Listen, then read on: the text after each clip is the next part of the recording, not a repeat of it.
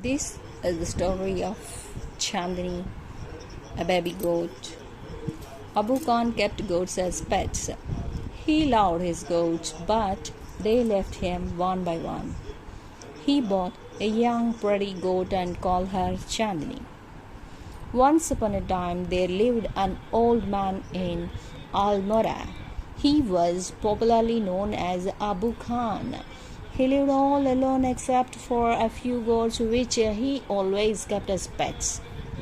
He gave his goats funny names such as Kalua, Mungia, or Gujri. He would take them out for grazing during the day and talk to them as one talks to one's own children. At night, he would bring them back to his little hut and put a string around the neck of each goat. Poor Abu Khan was a little unlucky in the matter of his goats. Very often at night, one of the goats would pull and pull at the string till it broke loose, and then would disappear in the hills beyond. Goats in hilly regions had been tied to trees or poles. They love their freedom. Abu Khan's goats were of the best hill breed. They too loved their freedom. So, whenever they got the chance, they would run away only to get killed by an old wolf who lived in the hills. Whenever one of his goats disappeared, Abu Khan was very sad. He did not understand why even the juiciest grass and grains that he gave them and all the love that he showered on them would not stop these unfortunate goats from running straight into the jaws of death. Are these goats mad? He wondered. Or was it their love for freedom? But freedom meant struggle, hardship, even death. Abu Khan couldn't solve the mystery. One day, when all his goats had left him, Abu Khan said to himself, "No more goats in my house ever again. I may yet live for a few more years, but I live without goats." However, the poor old man was terribly lonely. He simply couldn't do without his pets. Very soon he bought a young goat. He thought, a young goat will stay with me much longer. She will soon begin to love me as well as the food I give her every day. She will never want to go to the hills, and he laughed with joy. The new goat was very pretty. She was white as snow and had two little horns on her little head and a pair of gleaming red eyes. She had a friendly temperament and would listen to Abu Khan's tales with a lot of interest and affection. Abu Khan called her Chandni, which means moonlight. He loved Chandni and would narrate to her stories of all his friends who were dead and gone. Several years passed. Chandni was still there. Abu Khan believed that Chandni would never leave his compound for the free and fresh air of the hills beyond. Alas, he was mistaken again. Every morning, Chandni watched the hilltops bathed in the sunlight. How beautiful those hills are, she thought. How refreshing the breeze that blows through them, and how lonely to run across those green fields. She ran towards the hills but had to stop with a jerk. The rope round her neck wouldn't let her go any further. How she hated that rope! She stopped eating the green grass Abu Khan brought for her, nor did she listen to his stories with interest and affection. She lost her appetite, grew very thin, and stared moodily at the hilltops bathed in sunlight. Abu Khan did not understand Chandni's anguish. At last, she decided to speak to him frankly.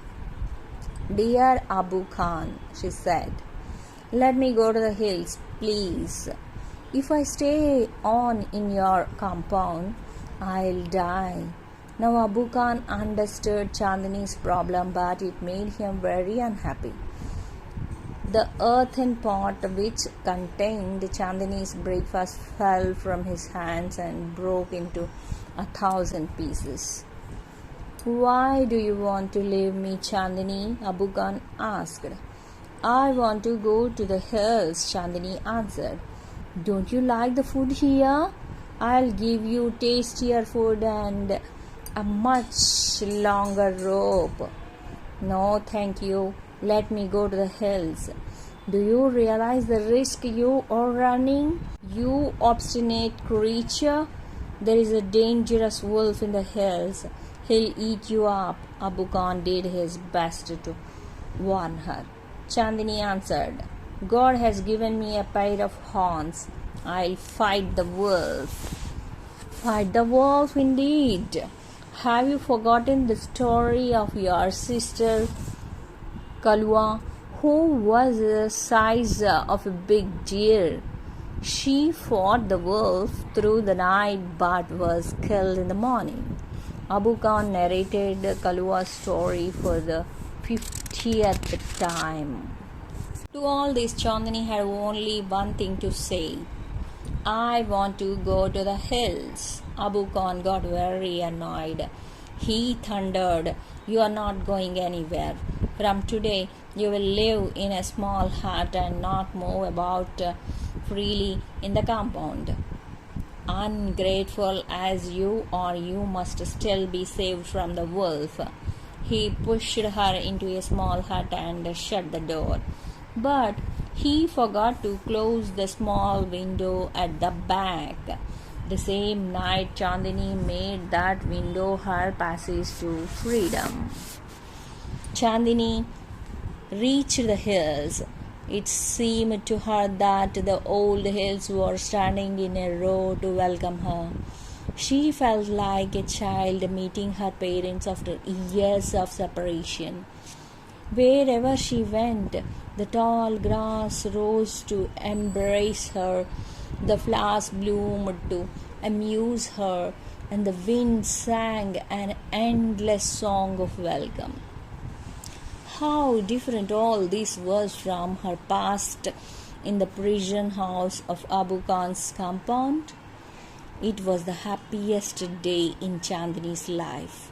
That day, she played for hours on the grassy slopes of the hills. She met a herd of wild goats who asked her to join their group, but Chandni politely refused. She wanted to enjoy her new freedom all by herself. The sun disappeared behind the hills, and soon darkness enveloped the grass, the flowers, and the trees. The wind stopped blowing, and there was stillness all around except for a strange sound which was coming from the bushes. The sound was like a grunt. What was it? It wasn't Abu Khan's voice calling her back to the compound, nor was it the voice of another goat. Then Chandni thought of the dangerous wolf who lived in the hills. She felt scared. Should she go back to the safety of Abu Khan's hut? No, she said to herself. Death in an open field is far better than life in a small hut. The wolf had come out of the bushes and was staring greedily at Chandni. His eyes were shining like burning coals in the darkness. He seemed in no hurry. He knew the new goat was his. The wolf and the goat sized up each other. The wolf was big and ferocious, whereas the goat, though healthy, was small. But small is not weak. Chandni stood firm on her legs, head slightly bent and horns jutting out. She was a picture of courage. She looked like a brave soldier ready to fight a treacherous enemy. I must put up a good fight, Chandni thought.